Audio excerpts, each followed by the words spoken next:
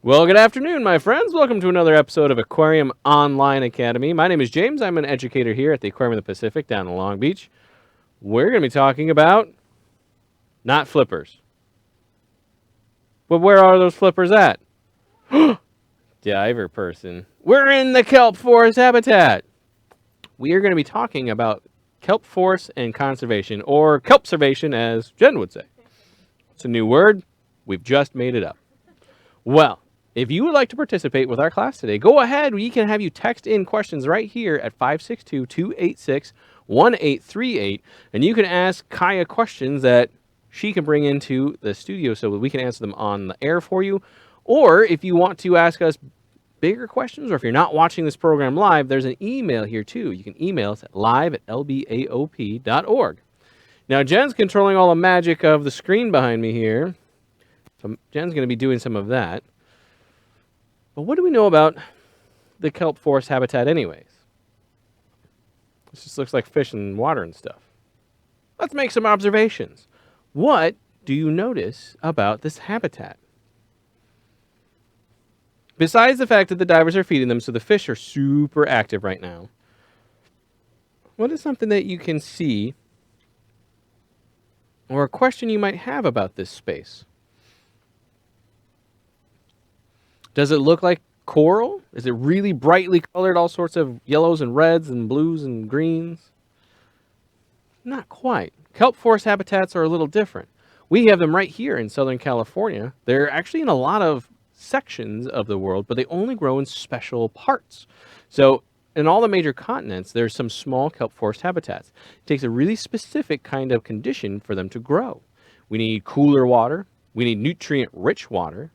And in some cases, you need a really rocky substrate.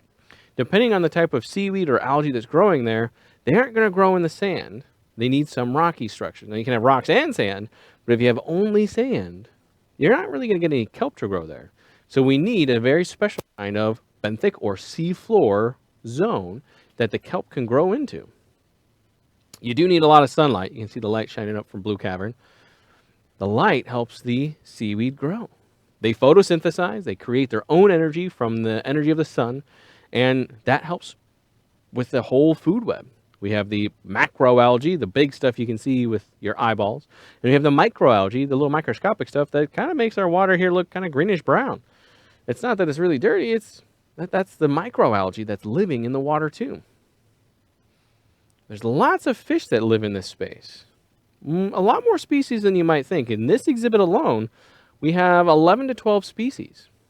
Depends on what kind of things are going on. We might move the sharks into another space temporarily, or we might add some sardines now and again. So it kind of depends on the time of year, but we have at least 10 species that live in this space all the time. And that's just a window into what's possible. There's so many other parts to a kelp forest habitat that we can get into. Not just the fish, but there's lots of birds that live near the kelp forest. There's even a whale that stops by the kelp forest habitat, which we'll talk about too. So let's do some quick overview of kelp forests. We said it needs sunlight, needs a rocky structure to grow onto, and it's going to grow like this.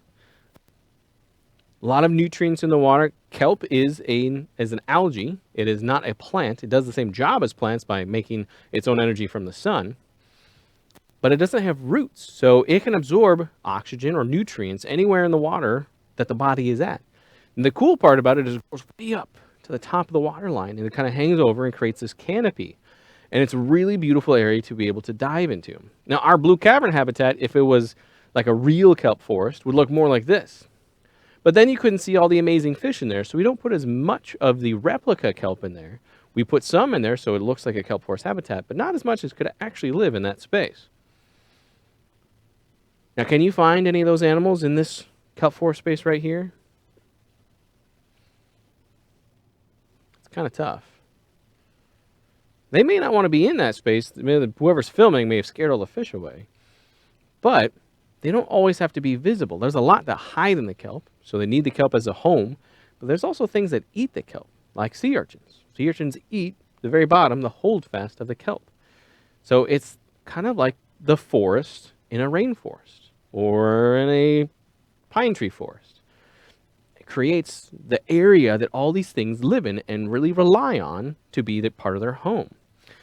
Well, let's take a look at some of the notable animals that live in a kelp forest habitat. I think we have a really cool picture of a giant sea bass. Right there. Look at them, they're so happy. They're actually a super curious animal, pretty friendly to divers, which is why, unfortunately, the giant sea bass was endangered. It's still endangered. It's not recovering as quickly because they have a long lifespan. They can live as long as people do, up to 70, maybe 80 years. They can get up to 5 to 7 feet long, 600 pounds. They're big fish, but they're super curious and super interested in whatever you're doing. So even the divers that go in there to take pictures of them, you just see a sea bass kind of go like,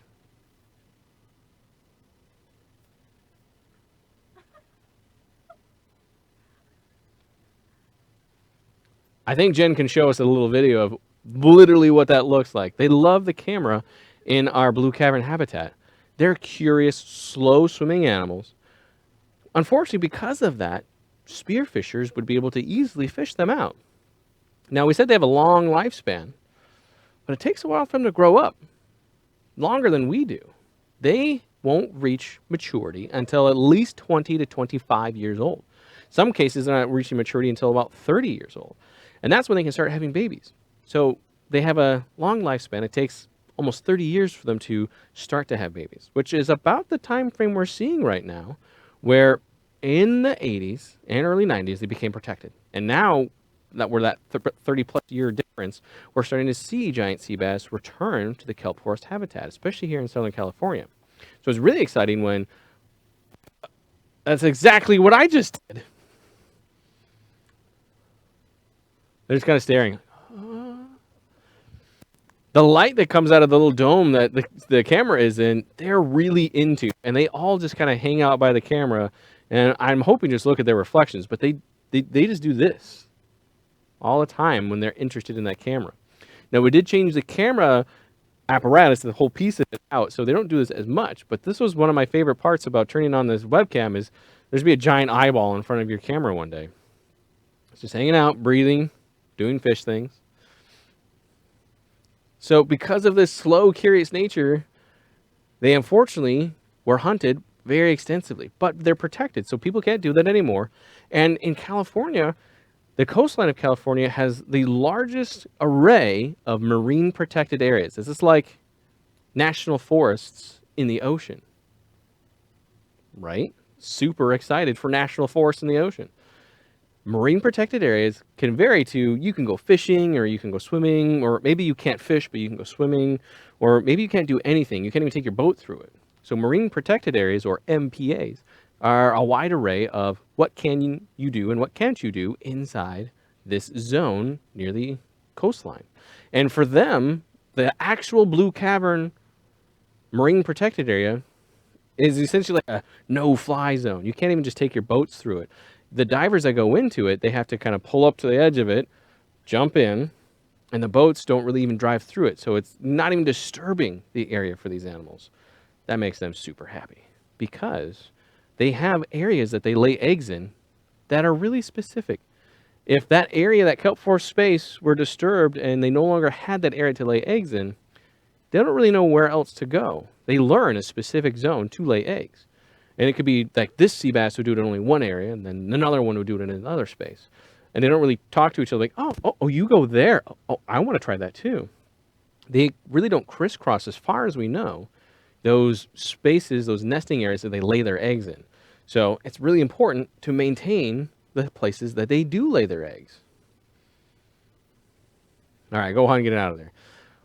Let's go back to the picture of the giant sea bass, because we're going to talk about how we know some of these things where I've never seen that sea bass in that spot. What on this fish would you want to use to try and identify this individual fish? What do you think is unique between this one and all the other giant sea bass? It's these spots right here. These spots on their body aren't the same among all sea bass. And scientists figured this out, and they can use the same kind of equation or algorithm for facial recognition software to identify the spot pattern on their body. So all the little alignments, kind of like a fingerprint, they can match up a fish to an individual picture. And that way they know what fish come back to certain areas year after year, which fish are breeding in certain nesting zones year after year. And that helps scientists figure that out because we want to preserve this animal as much as possible. It's an important part of our habitat. So we want to make sure that they're healthy there so we can monitor their population. But it also helps us learn how fast they might repopulate. Well, in a completely different group of animals, scientists have been learning about them for a long period of time, but we still don't know everything. And it's part of my favorite group of animals because I help study or record data on them for other people to study, whales. So our whale photo ID program here, we have an internship where people can go out on whale watch boats. They collect photographs of the animals, just being animals, and then we can analyze who is whom. Now this interesting gray whale, like, what? Wait, are whales in the kelp forest? How's that possible? I thought they were super big. Well, gray whales do get pretty sizable. They average around 40 feet. They might get up to, I think at most 50 feet long, averaging around 80,000 pounds, maybe a little bit heavier, but they're not like a blue whale who is really big. But gray whales are often seen in very shallow water, maybe 10 feet of water. You might have seen on the news pictures or videos of gray whales hanging out in the surf right next to people swimming in the beach. So they will be very near shore during part of their migration, which is in here, or in this region, the kelp forest habitat. Now, cool thing, you see that on the whale's mouth. That's not like blood or an injury or anything like that. That's seaweed. Why does a gray whale have seaweed in its mouth? I didn't think they liked seaweed salads. They don't. What they actually want are the things that live on the seaweed, called amphipods. Now, this is something that scientists have learned, I think, in the last decade. We used to only assume that they ate from the mud because that's all we ever saw them do is they'd eat with the mud. The amphipods, little creepy crawlies in the mud. They take that mud in their mouth, slosh it around, and they spit the mud back out, and they keep all the little creatures in with this structure right here called baleen. Baleen is the same stuff as our hair and fingernails, but it's really thick and allows them to filter feed their food instead of trying to bite their food. But what they found out is that gray whales will lick amphipods off of seaweed. That's interesting. Have you seen videos of, I think it's maybe chimpanzees that use a stick to get termites and they lick the termites off the stick? Well, it's not like a whale is kind of like flinging seaweed around to try and get amphipods, but they'll kind of like run the kelp through their mouth and they'll lick off the amphipods. They do also do some mid-water feeding, like you think of like eating krill or fish, but they're still eating the very small plankton to maybe some small fish. But they rely on this segment of the kelp forest habitat to be part of their highway as they migrate north and south. Now, when they're going south, they'll be way out in the open ocean. But those with babies are going to hang out near shore, maybe 1 to 3 miles offshore, most of the way north from Mexico up to Alaska. So they rely on this very interesting coastal habitat, a kelp forest habitat, to be preserved and to be healthy for them. Now let's take a look at a gray whale feeding really quick, because this is also something that has emerged in our observations in this region along the coastline where kelp can grow, that we've learned something new about gray whales. Now normally with north-south migrating whales like humpbacks and grays and blue whales, at the very northern stretch of their migration, that's where they feed. And at the very southern stretch, that's where they have babies. And in the middle, they just travel back and forth. Well, guess what? In this video, we can watch them eat. This is not poop, this is mud. So this is the end of it. We're going to show you how it starts. This is the start of it. Now, this is how we know that they were going down to the mud and scooping it up. There's the blow, but there's all the mud that they spit back out. They're doing this right near the harbor here in Los Angeles and Long Beach. So they're changing their behavior, and this is probably a younger one, not a large adult, but maybe a small adult or a juvenile. And they're starting to feed on their northbound trek back to Alaska. Potentially, the food resources have changed up in the northern stretches. Maybe they need to stop and feed, whereas they did not used to have to do that. If their northern range keep going farther and farther north, it takes longer to get back home. Your commute time changes. You might have to stop for a pit stop and get some extra snacks on the way. So that's one of the emerging things that we're observing at behavioral changes in the animals in the kelp forest habitat. One of the other things you might notice is that other mammals will be changing some of their behaviors too. So we'll see seals and sea lions in the kelp forest habitat. Let's see if we can take a look at some of them. Now, seals and sea lions, they rely on the fish that are probably laying their eggs in this habitat and then living near here. They'll be seen far enough offshore that you won't find kelp. But seals and sea lions rely on this space also. Now, one of the things we've noticed is that seals and sea lions have recovered very well. So when we're talking about conservation, gray whales have recovered very well because there's no more whaling in their waters. But that's really only the story on the eastern Pacific, our side of the ocean. In the western Pacific, they're still critically endangered. Now, a question came in is, how do whales get the things off the kelp without hands? It's not like they're flossing with kelp. No. They can find the kelp. It's actually rooted to the ground with the holdfast. So it's not a true root. It's just holding onto the rock. It's structure that locks it down. But what they can do is they can go up to it and just like and run their face across it. And they can kind of lick the amphipods off. So they're not really pulling the kelp up either. They're just kind of running it through their mouth so they can filter it off. Think of how you might get like barbecue sauce off your fingers. Yeah, just kind of run it through your mouth, lick it off. That's kind of what they're doing in here. And we wouldn't know this without technology helping us out. Underwater videography helps a lot. Also, putting a tracker on them so we can see what they're doing, where they go, but also how deep they dive. They can do that with seals and sea lions, who are super cute and fun, but they help give us an idea of what's going on in the water by them just going around swimming, doing normal seal and sea lion things. Now, seals and sea lions have recovered extremely well. In fact, they're at what we call carrying capacity. The carrying capacity is the maximum load of animals you can have in a habitat or space that it can support. There's enough food for all of them. There's enough space for all of them. So we're at kind of that limit. So we'll see fluctuations in their population up and down, which is a natural fluctuation in ecology. Now, gray whales in the eastern Pacific, our side of the ocean, they're kind of at that fluctuation too.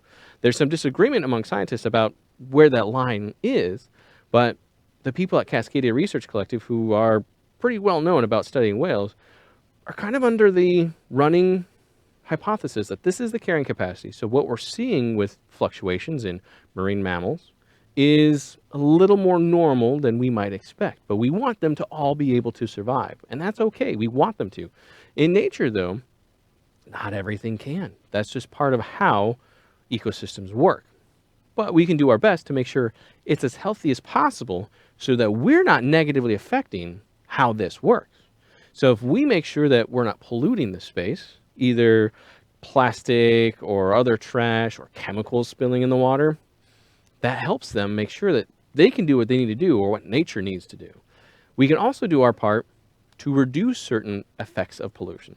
Now, one of the interesting things scientists are looking at, and I just saw a report about noise pollution, is that during our kind of social shutdown, there's a lot less boating going on. Well, that reduces the amount of noise in the ocean for these animals. Mammals especially have a really keen sense of hearing underwater. They're not always able to hunt with the ability to see, because if you can see, this is pretty murky water. Sometimes the visibility in a kelp forest habitat is like 10 feet. I don't really want to make sure all my food is within 10 feet of me, because if you're a fast-swimming sea lion, you might have to catch up to some of your food. So sound is going to really help find your food, and then sight can help with the smaller mammals get to it. So you can see they have external ears. That's how you can tell if a sea lion versus a seal is external ear flaps. Now, I also can tell that this is a big male is because he's got this big bump on his forehead. So male sea lions have this sagittal crest where the big bump on their forehead comes from, or at least adult males do. So you could be a juvenile or an underdeveloped male and have no big bump on your forehead. And they're able to hear all their prey in underwater. So if there's extra noise, it's hard to hear them. Imagine you got your radio turned way up and someone's calling your name, but they can't hear you, or you can't hear them because you have all this extra noise around you. Well, if they're trying to listen for their food, but there's extra noise because we're in the ocean too, it makes it tougher for them to hear their prey. But with less boating going on, The whale behavior has changed. Some of the sea lion behavior has changed. And that's an interesting observation that we can make because of the situation right now, that we can try and make future plans for how to maintain a healthy habitat. So not only is pollution chemical based or just trash based, throwing things out in the water, it can be noise based too. So there's a lot of things that we can do to help. We can be a better partner to the ocean. We live on land, but what we do here affects the ocean. So if we do better things on land, it will invariably really strongly affect the ocean. Well, let's take a look at a couple more things in the kelp forest habitat. Maybe we can look at our amber forest exhibit. This is another look at a kelp forest space here in the aquarium.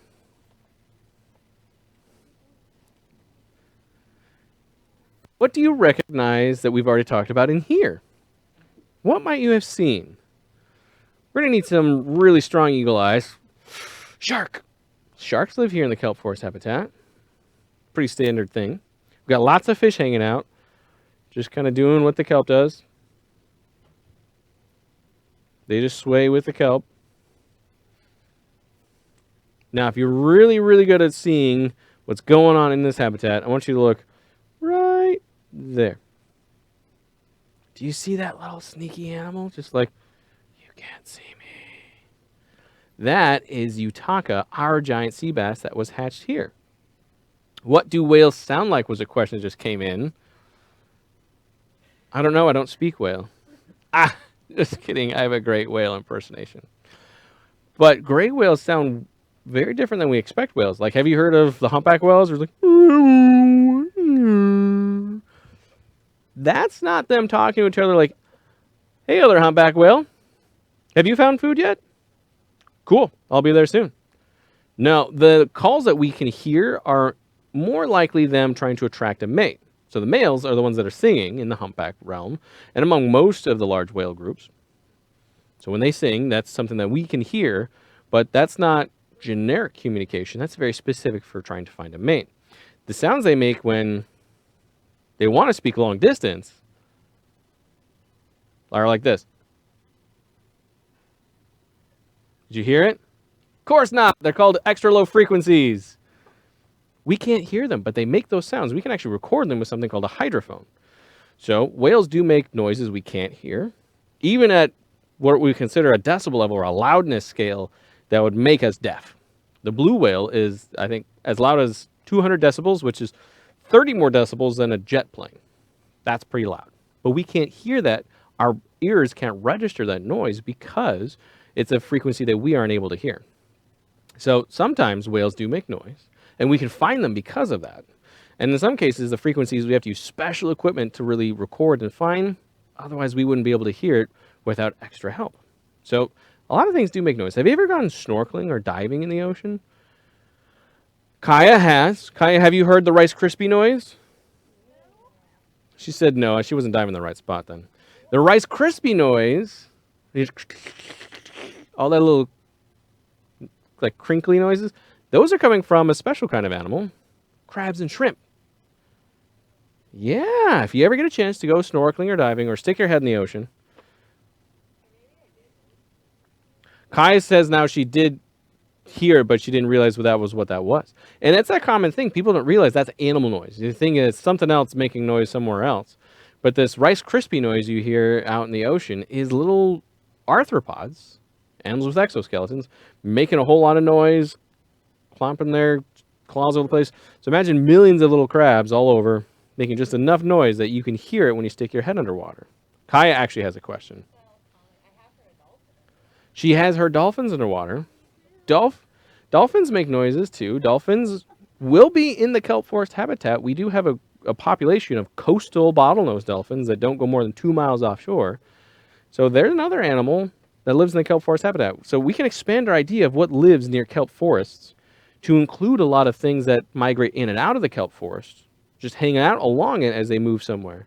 But also a lot of animals that do really live in that space and rely on that space. Let's go back to Amber Forest. Let's finish talking about Yutaka, because Yutaka is kind of a success story for us. She's down here. Or we don't know yet because we haven't done a test yet. You can't really tell on giant sea bass until they start flirting with each other. The way a sea bass flirts is that they shove the other one around. It's like little kids in the playground. don't try it at home. It's okay. But that's what they're doing. They're trying to get the female to an area where she wants to lay eggs. And then when she does, the male can be the one that fertilizes the eggs.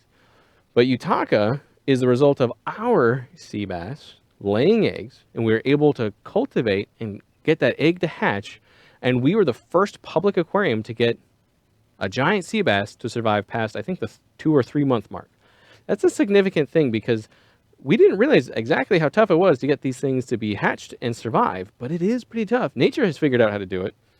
We had to really do a lot of special things to get our giant sea bass to grow up. Now, I think this is actually Yutaka. When Yutaka was this big. Little tiny, cute little fish. So this is the baby sea bass. You can see they still have all their spots on them too. So we were able to get them to grow. We have learned about that process, but it's not perfect. We can't get our sea bass to have babies every time we want them to. But we know a successful method to get them to do that. And for scientists trying to help them repopulate, that's important to know. Because if we can replicate that model of how giant sea bass will reproduce, we can get them to have more babies out in the ocean. They're doing the same thing with sharks. We'll study the reproductive habits of sharks. In that practice, we can send out to the researchers, the people working in the labs, and they can get more sharks to have more babies where the sharks are endangered in certain populations. So what we study here behind the scenes can be really helpful to people out doing the research in the field, out in the oceans. We even partner with other aquariums. Right now, we've been partnering with Cabrillo to release some of these giant sea bass. Not Yutaka. Yutaka is going to be with us. But other sea bass we were given to kind of hold on to for a while, brood, you might say, if we were a fish hanging on to our babies. And once they grow up to a certain point, we can help send them out to be released. So that's pretty cool stuff that we're doing to help with the conservation efforts of the kelp forest. Now, one of the less charismatic animals of the kelp forest habitat is this one.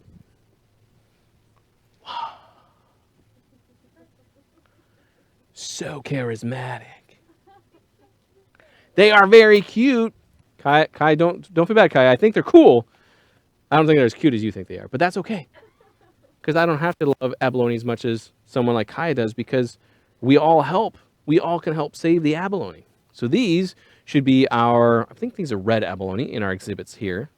This shell came from a white abalone. It's like sea urchins, they all get named a color, but their colors don't always match what they look like. The cool part is the kind of seaweed that they eat, or algae, colors their shell, at least on the reds. You can see bands of different colors on them. The white abalone are closer. They have a light colored shell, but as far as I know, the black abalone is the only one that has a black shell and a black body, a black mantle. So you see this squishy part coming out right here? This is what we call the mantle, their soft body. So the black abalone, I think, is the only one that has a blackened shell and a black mantle. So why they got the other colors, I'm not quite sure, but that's okay. What we can do to save them is learn more about them. White abalone are extremely endangered. Now, we've been helping get abalone to have babies because we have, I think, 5 or 6 of them. They're endangered, so it's kind of special that we have them. And we found a way to get them to reproduce or want to reproduce without harming them. In the past, you kind of have to stress them out so they want to release their eggs and sperm, and then you can try and get more babies born. But we don't want to hurt them. They're endangered. Well, we don't want to hurt them in general. That's not really the nice thing to do. So we found a way to get them the signal to have babies. And I think at least 9 or 10 times now, we've worked with a couple other institutions and organizations to get them to release sperm and eggs. They'll take the cultivated embryos, they'll grow them up, and then we also helped figure out how to get the babies to get bigger. Because this is many years of growth. When an abalone is this long, about an inch long, as long as like your thumb, that's like 3 years of growth. It takes a while to get up there. So when you have all these little babies, you have to put them out in the ocean, and you want them to survive. Well, we found a way to put them in a nice little container that's like a cage, but it's not really keeping them inside, that will give them lots of food, lots of seaweed in there for them to eat. We put it out, or it's called outplanting. We outplant it into a spot, and they can come in and out of the cage as they need to, and that helps more of them survive, because in the natural process, lobsters and other things, octopus, will eat juvenile abalone. Once they get big enough, like this, they get a little too strong for most things to pull them up. Some animals can still do it, but the bigger they are, the better the chance of survival is going to be. I think we have a last-minute question coming in, so we'll answer that for you on the air, and then we'll we'll have to go into our 2 o'clock program called Discover Earth, where we will explore the entire planet. And that is some really cool themes about it. Jen's going to be leading that one. Kai's running as fast as possible. I'm stalling for her. She loves abalone. I mean, we all do love abalone. They're pretty cool animals. I just don't think they're as cute as she does. Okay, Gage asked, do lingcod live here in the kelp forest? I think they do. Do lingcod live here, Jen? Yeah. Well, northern. Farther northern, because I know one of my friends that is up in Monterey, I think, has seen them before. So yeah, lingcod do live in kelp forest habitats. Not necessarily high populations down here in Southern California, but they do live in the kelp forest habitat. Really cool question about a not always talked about fish. So good job, Gage. Thanks for tuning in with us today. All right, well, we've run over time. So keep learning, keep having fun. We're going to have our 2 o'clock program where we're going to use a special science tool called Science on a Sphere to learn more about our planet and some of the big themes about our planet. So tune in for our 2 o'clock program, and we'll see you all later.